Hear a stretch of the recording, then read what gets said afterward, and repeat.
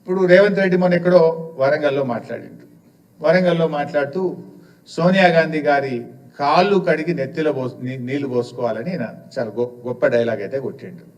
నేను అడుగుతున్నా రేవంత్ రెడ్డి గారు, నిజంగా నీకు సోనియా గాంధీ గారి మీద ప్రేమ ఉంటే నువ్వు కాళ్ళు కడిగి నెత్తిలో పోసుకుంటావా పోసుకోవా నీ ఇష్టం. వెనకడ బలి దేవత అన్నావు, ఇప్పుడు దేవత అన్నావు, రేపు ఏమంటావో నువ్వు నీ నోటికి హద్దు లేదు పద్దు లేదు.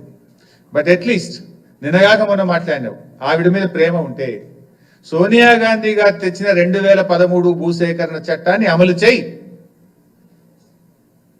వారు తెచ్చిన చట్టానికి ఎందుకు తూట్లు పడుస్తున్నావు నేను అడుగుతా ఉన్నా. నేను చట్టానికి వ్యతిరేకంగా వెళ్తా, పేదల్ని నడి రోడ్డు మీద పడేస్తా, సోనియా గాంధీ కాళ్ళు కడిగి నెత్తిన నీళ్లు పోసుకుంటా నడుస్తుందా?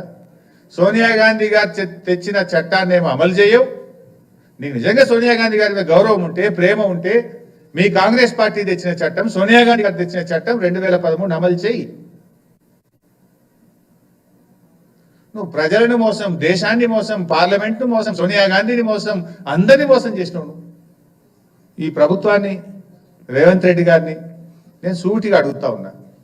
దీని మీద నేను బహిరంగ చర్చకు సిద్ధం. ముఖ్యమంత్రి గారు ఎక్కడికి రమ్మంటారో చెప్పండి. రేపు డెఫినెట్గా వీఆర్ రెడీ టు స్పీక్. నువ్వే చెప్తున్నావు మేము గొప్పగా చేసినామని. ఎక్కడ గొప్పగా చేసిన? ఇప్పుడు నేను ఈ పాయింట్స్ అన్ని రేజ్ చేసిన. Please answer my questions. ఏమి నా వ్యక్తిగతం కాదు.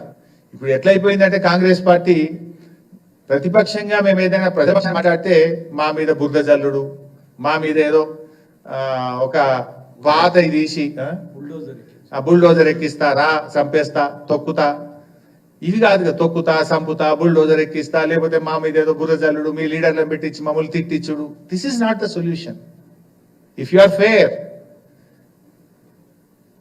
కమాన్ let us discuss. I'm ready for open discussion. ఏ టీవీ ఛానల్ కూర్చుందామా, ఎక్కడ కూర్చుందాం చెప్పు, సెక్రటరేట్ రమ్మన్నా నేను వస్తా. పెట్టు, ఆల్ పార్టీ మీటింగ్ పెడతాను మాట్లాడినావు. మూసీ మీద మేము మాట్లాడితే yes we are ready to come and discuss అని చెప్పినాం. కేటీఆర్ గారు చెప్పారు, నేను కూడా చెప్పాను. ఎందుకు పెట్టలే ఆల్ పార్టీ మీటింగ్? పెడితే ఈ అన్ని ఇష్యూస్ మేము డిస్కస్ చేద్దాం కదా. ఎందుకు పెట్టలేను? పార్లమెంటు తప్పుదో పట్టిస్తున్నావు. 2013 భూసేకరణ చట్టం అమలు చేస్తున్నాను. సోనియా గాంధీని కూడా మోసం చేస్తున్నావు నువ్వు. అందువల్ల దీని మీద బహిరంగ చర్చ పెట్టాలి. లేదు ఆల్ పార్టీ పెట్టండి. We are ready to give suggestions. చాలా స్పష్టంగా చెప్పాం, మూసీ పునరుద్ధరణకు బీఆర్ఎస్ వ్యతిరేకం కాదు, కానీ మూసీ ముసుగులో రియల్ ఎస్టేట్ వ్యాపారానికి వ్యతిరేకం అని చెప్పాం.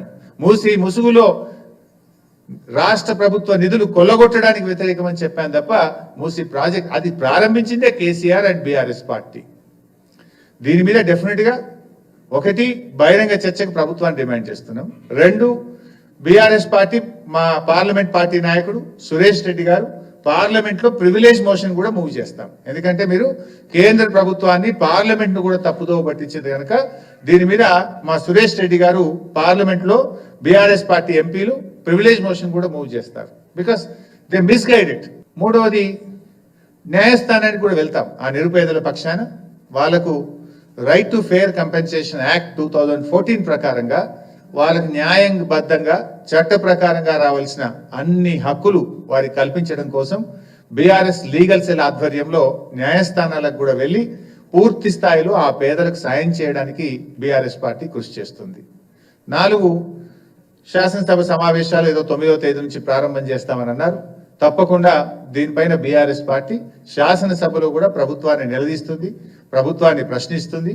మేము ఈ మూసీ బాధితులకు పూర్తి సహాయం జరిగే విధంగా రేపు శాసనసభలో కూడా బీఆర్ఎస్ పార్టీ పోరాడుతుంది. Thank you.